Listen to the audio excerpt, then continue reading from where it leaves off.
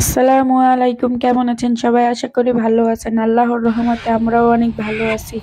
আপনারা গত ভিডিওতে দেখতেন আমরা মুরগি পরিষ্কার করছি, কিভাবে পরিষ্কার করে ঢাকা নিয়ে আসলাম। এখন আমি মুরগি রান্না করে আপনাদেরকে দেখাবো। এই দেখেন মুরগিগুলোর ভিতরে কিন্তু ডিম হয়েছে, দুইটার পেটেই ডিম হয়েছে।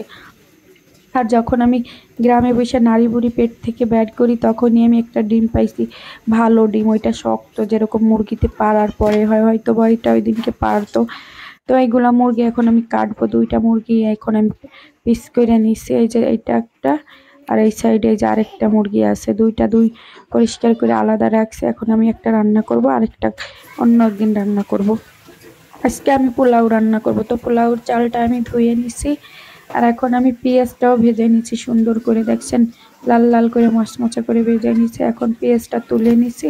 এর ভিতরে আমি সামান্য আদা বাটা, রসুন বাটা দিয়েছি, এলাচ, দারুচিনি আর তেজপাতা পরিমাণ মতন দিয়ে দিছি।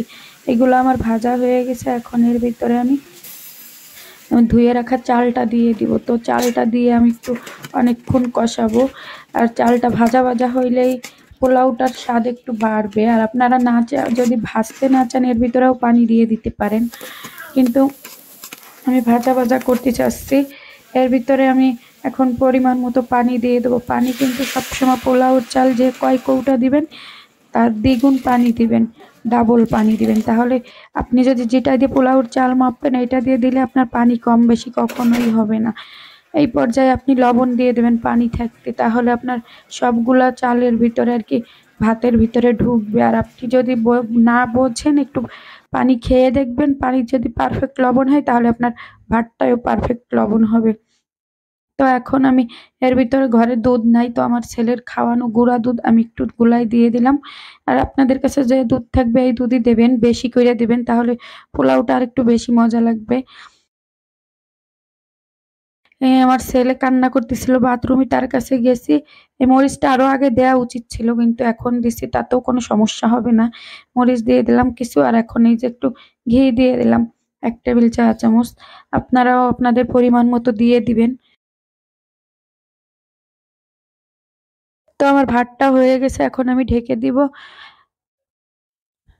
আমি এখন মুরগির মাংসটা সুন্দর করে ধুয়ে পরিষ্কার করে নিছি। এখন এর ভিতরে পরিমাণ মতো পেঁয়াজ কুচি দিয়ে দিলাম, তেজপাতা, দারুচিনি, এলাচ এইগুলাও দিয়ে দিলাম পরিমাণ মতো। এখন এর ভিতরে হলুদ, মরিচের গুঁড়া, ধনিয়ার গুঁড়া, জিরার গুঁড়া আর লবণ দিয়ে দিলাম, সবকিছুই পরিমাণ মতো দিয়ে দিলাম।